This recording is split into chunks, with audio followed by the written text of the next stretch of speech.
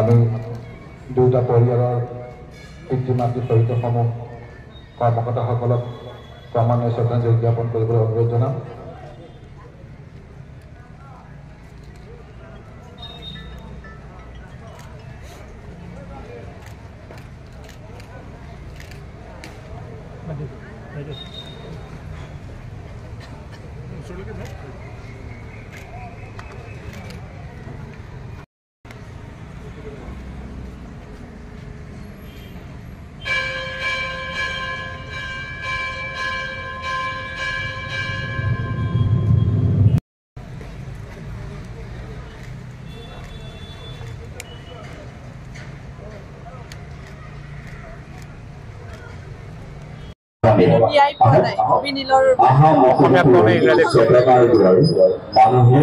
আপোনাৰ প্ৰশ্নটো নিশ্চয় আজিৰ পৰিস্থিতিত এটা উত্তম প্ৰশ্ন।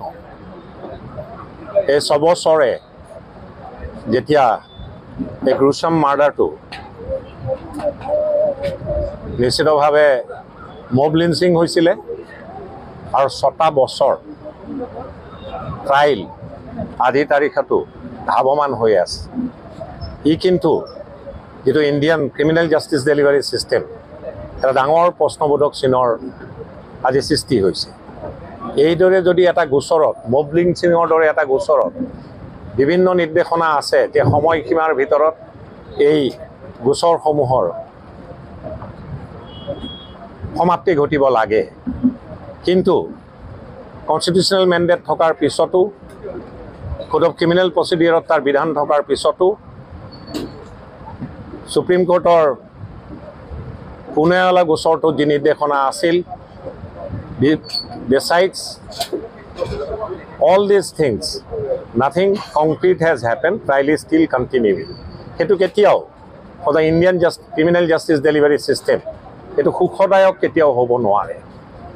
এতিয়া পৰিয়ালৰ যি সদস্যবৃন্দ ন্যায়ৰ অপেক্ষাত আজিও ৰখি আছে, তেখেতসকলৰ খালি এটাই মনত প্ৰশ্ন, কোন সময়তে ট্ৰায়েলটোৰ পৰিসমাপ্তি ঘটিব, সফল পৰিসমাপ্তি। ৰায়দান পিতৃ মাতৃয়ে কৈছে যিয়ে নহওক দুখীয়ে শাস্তি পাব লাগে, আৰু দুখীয়ে যদি দোষ কৰা নাই নিশ্চিতভাৱে আদালতে যি ৰায়দান দিয়ে তাতেই তেওঁবিলাকে সুখ প্ৰকাশ কৰিব। খালি সেই সুখ প্ৰকাশ কৰাৰ দিনটো চমু চাপি আহিব লাগে, অৰ্থাৎ জাজমেণ্টৰ ডেটটো যিটো ডি ডে বুলি কোৱা হয় সেইটো যাতে অনতিপলমে আহে, তাৰ বাবে তেওঁবিলাক আশাবাদী।